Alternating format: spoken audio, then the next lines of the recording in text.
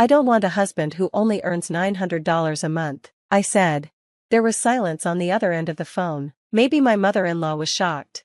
Hello? Are you still there? The mother of a man who makes $900 a month? What are you talking about? She finally asked. I'm saying Aaron earns $900 a month from his part-time job. I think you're mistaken. You're missing a zero. No, I'm not. He earns $900 a month, that's it. My name is Maria, and I'm 29 years old. I've been married to Aaron for 5 years, and we've been living in a small apartment ever since. We don't have kids yet. Life isn't luxurious, but it's simple and happy. We both do work we enjoy, and there's little stress.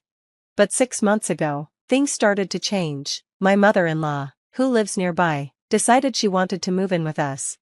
Aaron and I tried to explain that we couldn't make it work, but she wouldn't listen. What surprised me even more was that Aaron started taking her side. That was the beginning of our problems, and things only got worse.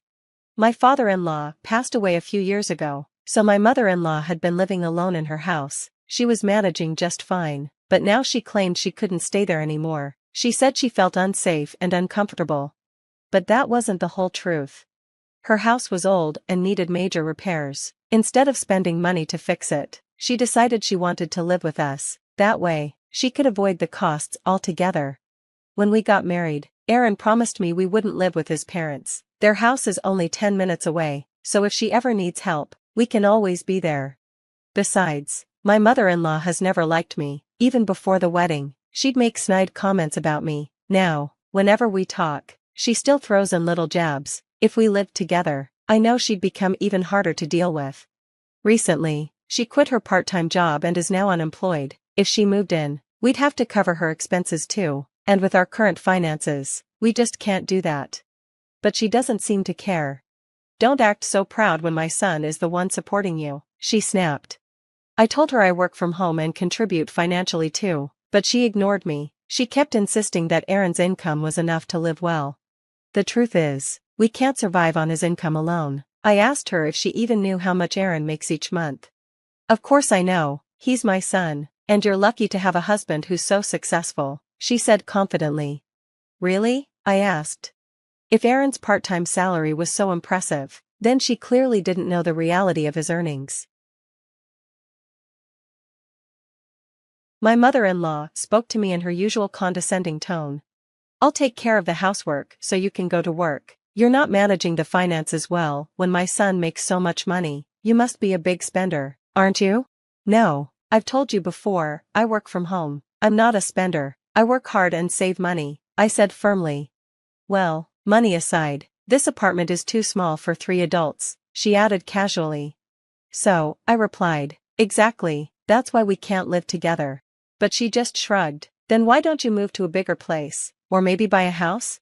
To my shock, Aaron, as though he'd been hypnotized, started agreeing with her. Was he unable to stand up to his mother, or did he really want to live with her? He began telling me to stop being so stubborn and even said something that shook me to the core. It's more fun to live with my mom, isn't it? What? I asked, completely stunned. She'll help with the housework, Maria. It'll make your life easier too, he said like it was a perfectly reasonable suggestion. Aaron was now fully on board with his mom's plan.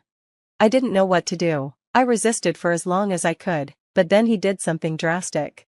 One day, while I was out, he packed his things and left. When I got home and realized all his belongings were gone, I called him immediately. Where are you? Why is all your stuff gone? I moved out, he said simply. What? Why? You didn't want to live with Mom, so I bought a house. Problem solved, he said. Bought a house? With what money? That's when I heard my mother-in-law's voice on the phone.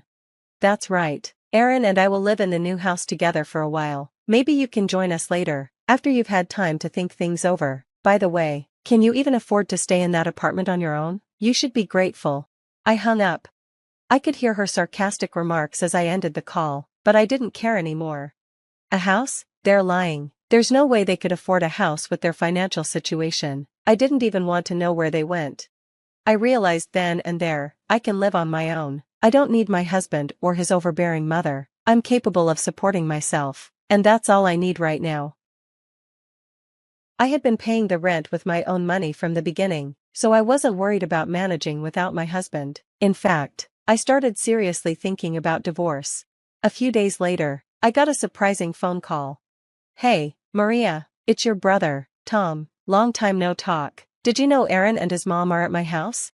"What?" "Tom owns a house, but after buying it, he got transferred for work. Since then, I've been in charge of managing it." "Wait a second," I said, rushing to check the safe in my bedroom. The key to Tom's house was gone. "Tom, the key is missing. Did you call Aaron about it?" "No, I'm actually outside the house right now, watching. I think I know what's going on, but I'm not sure what to do." "We can call the police," Tom said. "Maybe, but Aaron is still family. Technically, I'm not sure if the police will get involved right away."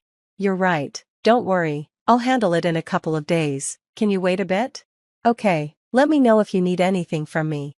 After hanging up, I immediately called Aaron.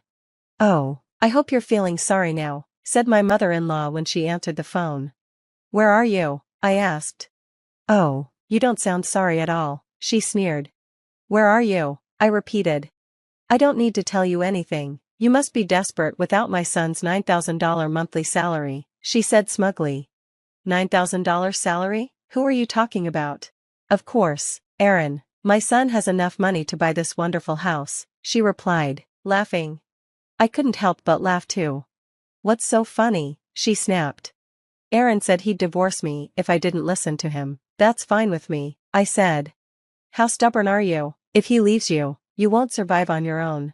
"Actually, I can manage just fine. I don't need a husband who only earns $900 a month." There was silence on the other end of the line. "Hello? Are you still there? The mother of a man who only makes $900 a month? What are you talking about?" she finally asked. "I'm saying Aaron earns $900 a month from his part-time job. You must be missing a zero." "No, I'm not. It's $900. When I asked Aaron about his income, he said, around 9. That's what he meant, $900, not 9,000. It seemed hard for her to believe. "Just so you know," I continued, "it's thanks to my salary that we've been able to cover all our expenses. My salary is $5,000, not $500. As you probably think, I'm not being supported by Aaron. He quit his full-time job years ago and only works part-time, 3 days a week." My mother-in-law didn't respond. I decided to add one final blow. "Oh, and by the way, the house you're living in now, the one you think Aaron bought for you, it actually belongs to my brother." "That's not true. Aaron bought this house for me." "No, it's my brother's house. He gave me the key, and Aaron took it without permission. What you and Aaron have done is a crime. I'm going to report it to the police." "Wait, please don't call the police," she screamed. "Then leave the house immediately," I said. Before I could say more, my mother-in-law hung up, still shouting in a panic. I figured my husband and his mother were probably arguing after our phone call. Later, when I went to check on my brother's house, they were gone. They must have rushed back to her house in a panic. I called my brother right away and apologized for the trouble my husband had caused. But there was still one thing left to do: divorce my selfish husband. I filled out the divorce papers and sent them to my in-laws' house. Not long after, my husband called me, sounding desperate. "You're joking, right? I'm really sorry about the house. Please reconsider." "I can't stay married to a thief," I told him coldly. "Go ahead and live happily with your mother, since you love her so much. I can't live without you. Then get a full-time job. Good luck making that $9,000 salary you like to brag about." Even though I was firm, my husband refused to sign the papers, so I brought in a lawyer, and the divorce went through without much trouble. Finally, I was free of him and his overbearing mother. Now, my husband and mother-in-law live together in their old, rundown house. He's still earning $900 a month from his part-time job, and she had to start working part-time again, too. They fight constantly, and she complains to him every day. As for me, I moved out of the apartment and into a new place. I no longer have to support my husband, and my life is much more peaceful.